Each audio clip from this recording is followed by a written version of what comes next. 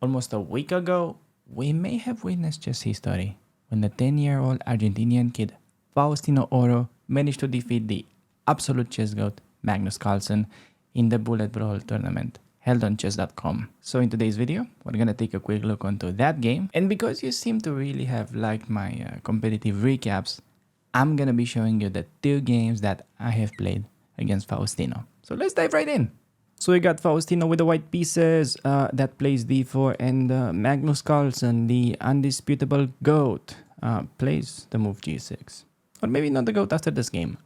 We see knight f3, bishop g7, e4, and at this point we can see Magnus doing sort of what he does best, which is especially in online chess, luring his opponents into very non-standard positions so that he can easily bamboozle them.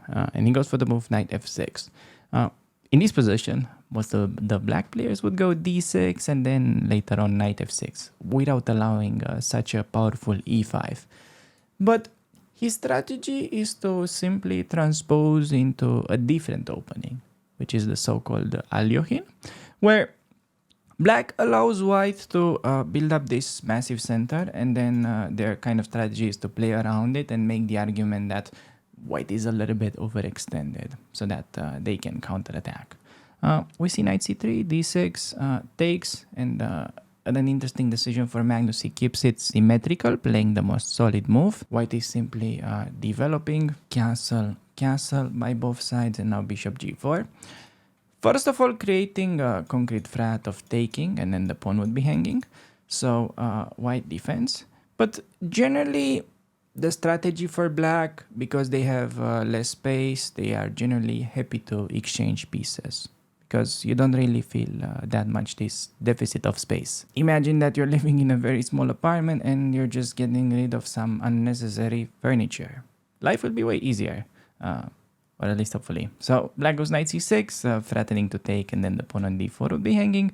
Bishop e3 defends, rook e8, h3, cashing in the bishop pair, and now we see rook to b8. Simply defending this pawn so that the knight could move, and after queen to d2 we see exactly that. Knight e7, maneuvering to f5, and after rook fe1, knight takes e3, rook takes e3. For a second, it looked like Magnus could have simply cashed in big material with the move bishop h6, pinning the rook to the queen. But the problem with that move is that white can actually take, which is an intermediate check. And after you recapture, then the bishop will be free. So we can just take. So for this reason, Magnus trades rooks, and then this is a pretty important moment of the game, because queen to e8 was played, in my opinion, simply forgetting about the fact that the b7 pawn would be hanging at the end of the line, which Faustino immediately captures. I mean, so far it is move 20. This is a 1-minute game, and Faustino only spent 10 seconds. Against the weird opening. Against the world champion. He simply doesn't give a damn. To me, this is just the kind of kid that is eager to beat the world champion so that he can return and back and play with his Nintendo Switch. So he takes on b7. Magnus tries some complications. c5, putting pressure on the pinned pawn. Knight to b5, simply defending and attacking. And after rook e7, attacking the bishop, retreats, a6. This is sort of the a nice little important moment, because if you move the knight, then the pawn is hanging, so you have to rely on this intermediate move, dc5 yet again. But after the simple knight d6, white is up a pawn. Both players have kind of the same time on the clock, 40 seconds each. And the game goes on for a little bit. White is up a pawn in a not easy endgame to convert because of the presence of opposite colored bishops that is increasing black's chances to make a draw despite being down a pawn. However, the game goes on for a little bit, and in a pretty tense and rather drawish position, Magnus Carlsen simply brain farts. After king f6, knight e3, knight c3, knight c1, he forgets about the fact that a2 is covered and plays knight a2.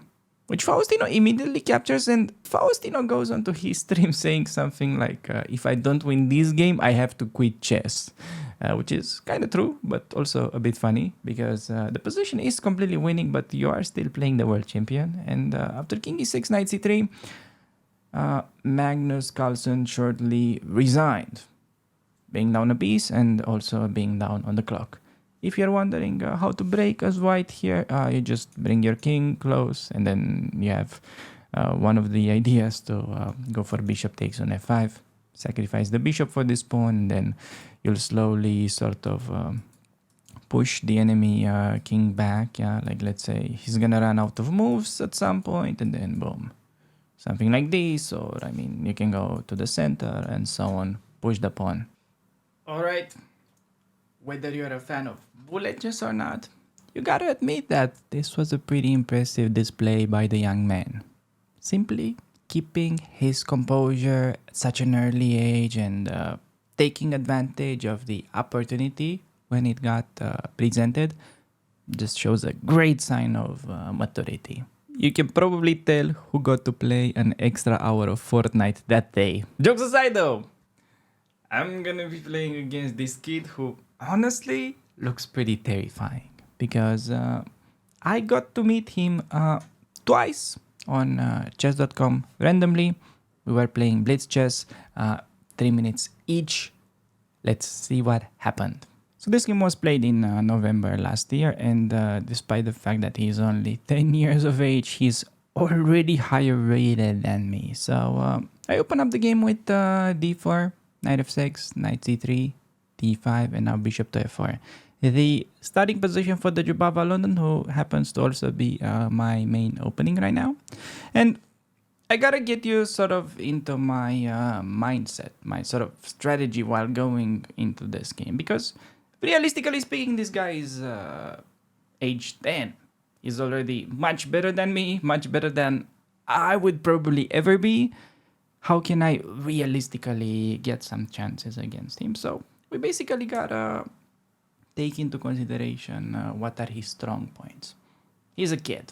He doesn't really have that much time to study, but he definitely solves a lot of puzzles. He's much better at calculating. He's probably taking a nap at noon, and he is probably eating his dose of daily broccoli. So I gotta sort of grab him by the neck and try to throw him into the swimming pool. That is sort of my strategy while going into this game. Not necessarily because I'm a great swimmer. I'm just hoping that he's a worse swimmer.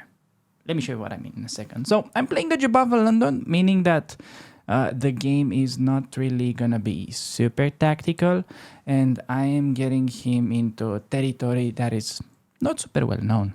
So he plays bishop f5. Now, normally, this is kind of a typical theme that I use in the Jubava. When the bishop lands there, I'm going f3. The idea is to simply go for this, what I like to call the pawn storm variation, which, by the way, at this point, I'm starting to feel that it's more of like a tornado of pawns because it's simply almost unstoppable. And he played the move h6. Could also do h5. Both are playable.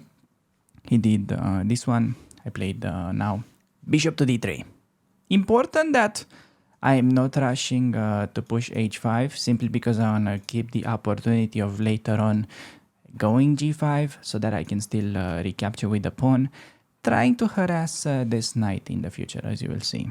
So I went bishop d3 instead. I want to trade the bishops and recapture with the queen, preparing a long castle. He went bishop d6, and here you have a choice. In my opinion, by far the best move is to go knight e2, basically delaying castle and following this typical rule that I like to use to always be able to recapture on f4 with a knight in the pawn storm. He went c5, and despite the fact that these pawns look kind of terrifying, I did still castle long. The idea is that now, because my rook is defended, I'm already screaming that I want to play g5.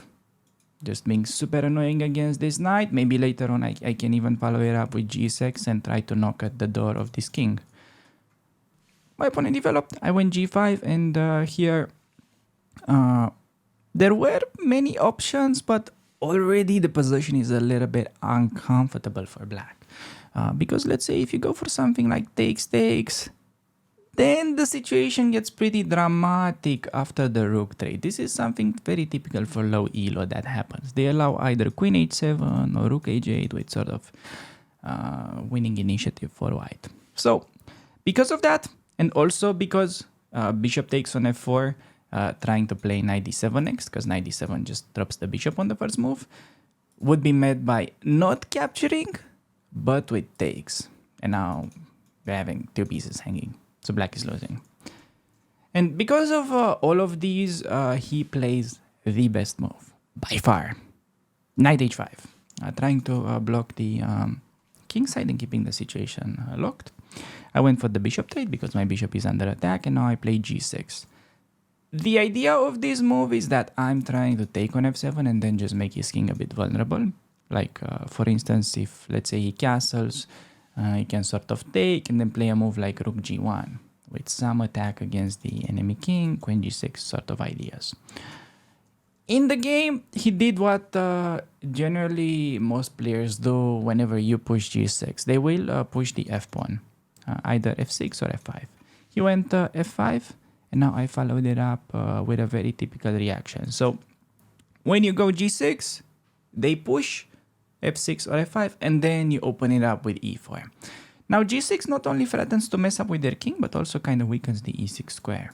So after e4, in a lot of variations, you can either take and then infiltrate using that square, or, simply you're targeting pawns at this point. My opponent went c4, attacking my queen, and I choose to play queen e3 instead of queen d2, simply because I want to add that extra layer of pressure because of the pin. I am indeed threatening to take on d5. And at this point, black already has only one move to stay in the game. You can try to pause the video and find it, because my opponent did not. My opponent played the natural long castle. And after e5, queen somewhere, doesn't really matter. You can pause the video and find the winning idea for white, which in fact was very simple. I just played the move f4. And after queen to e8, rook dg1, rook f8, queen to f3, all of a sudden you can almost hear Faustino scream, "Oh no, mi caballo está perdido!" Simply because there is no way to actually get the knight back into the game. So for this reason, he would have had to play the move f4 on queen e3, so that the knight would have some refugee square on g3. But for that, when in this position, the knight has no squares, white is completely winning, but that kind of panic starts to kick in. I'm about to defeat a very strong player. There must be some mistake that I am about to do. So he played knight f6.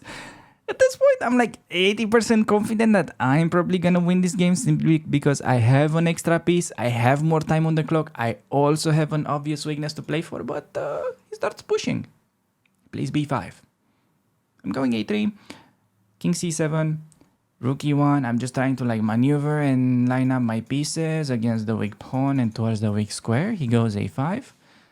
I'm playing knight e5 centralizing, and after b4, I did take, and he took with the queen. In my opinion, it was maybe more interesting to take with the pawn, but still, knight a4, knight c5, white is winning. He took with the queen, and soon after takes, king to d2, he simply resigned.